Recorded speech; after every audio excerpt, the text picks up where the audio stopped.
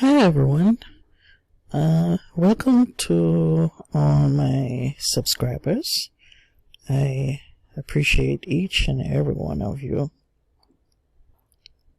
I'm actually at home now, but the idea for this vlog came into my head, and I was inspired by, well, let me take that back and you'll see why. Today's vlog was actually triggered by a set of events, current events happening in my homeland and globally.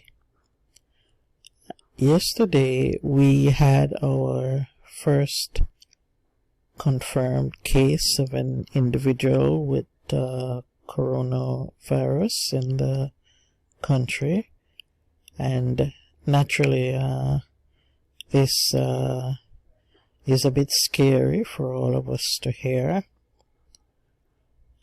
I'm not going to dwell particularly on the virus itself, but in some of the posts circulating in the media, social media, I came across this particular one, which struck a chord with me because indirectly it's somewhat related to my purpose here of doing writing vlogs regularly on this channel.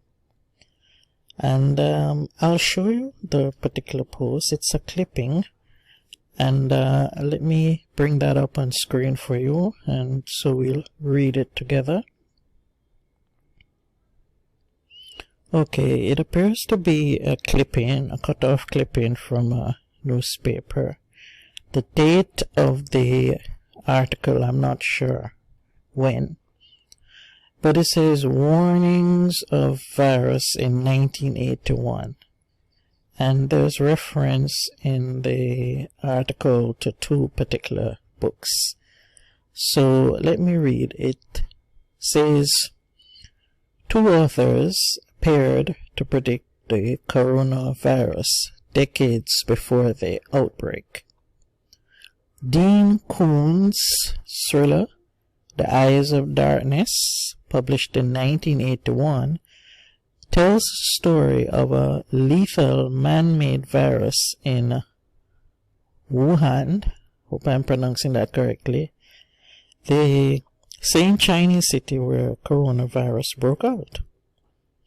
In another spooky coincidence, the Doomsday Book, End of Days, written by American psychic Sylvia Brownie, and published in 2008, predicted there would be a pneumonia-like global pandemic in 2020. Now, that hit home, because here we have two books with reference to this, or not this, let me say A, with reference to a virus. Now the first one, Thriller, is a fiction, so we know that these are stories that are conjured up in the mind of the author, so it's not real. And the second one now, the second book, would have been an attempt by a psychic to predict what events would occur in the year 2020. So these would have been general statements, I guess, as to what would have occurred. Now, the first one, I went to Google to research a little bit the first one, because neither of these books I've ever come across or read. So there may be some of you who watching this, avid readers, who will be able to shed more clarity on this for me.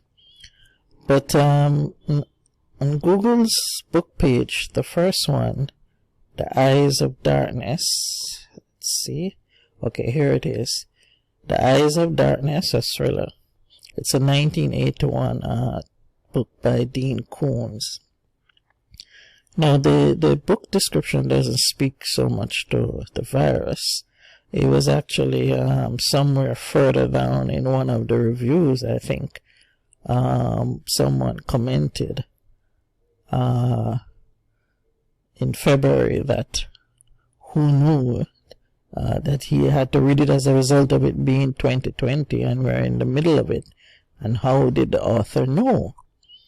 Now, remember, it's fiction. So I had a look inside just to see the look inside feature. And of course, as you know, with all fictions, we have to be guided by the copyright. And the copyright says, this is a work of fiction. Names, characters, places, and events are either the product of the author's imagination or are used fictitiously, and any resemblance to actual persons, living or dead, business establishments, events, or locales is entirely coincidental. And that last word is what's important.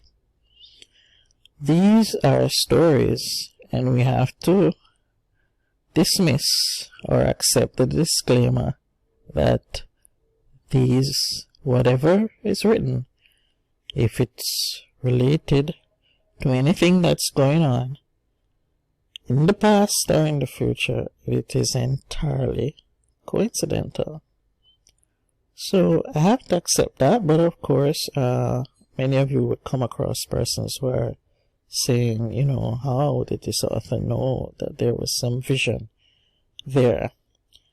And it brought to mind the fact of our writing. You know, we write these stories, but where do these stories come from? There are ideas in our head, and we write them, and it's conjured in the mind. We decide on the plot and outline how it's going to end up. And somewhere along the line, this author came up with this plot, and it's becoming real, although it's a story. Now, I shouldn't say becoming real, because it's not playing out exactly as the plot in the story. But there are parts of it that are relating to the events taking place. I'll show you the second one. The second one is the end of days, predictions and prophecies about the end of the world. There's no look inside feature, but essentially this particular author predicted that there would be some kind of pandemic in the year 2020. So I can't speak to the facts or the predictions, but there are reviewers who have commented, I think, that she has been some of what she has predicted has been accurate so far, but some, as it relates to the virus, she was 100% accurate. So that's the second book. So I thought I would share that with you as food for thought, because we have our writers writing in particular genres. For instance, fantasy genre. And we think of these things in our minds, and we write them down. And we refer to them as stories, plots. And somehow, uncannily, they could end up, or parts of what is written could end up being real. And that is food for thought. So what is happening actually is, I believe this one here, Eyes of Darkness, some 39 years, is it? 39 years later, since 1981. his particular book is becoming a bestseller all over again, because it's now relatable to the current event and the breaking news that's happening. And so it speaks as well to the longevity of books and how the readers identify with what is written in the stories, and whether we like it or not, we try to relate to it in some way. So this is just my thoughts on it. You can share with me what you feel about the whole matter. But as always, I'd like to thank you for watching, and I'll see you in the next video and the comments. Bye.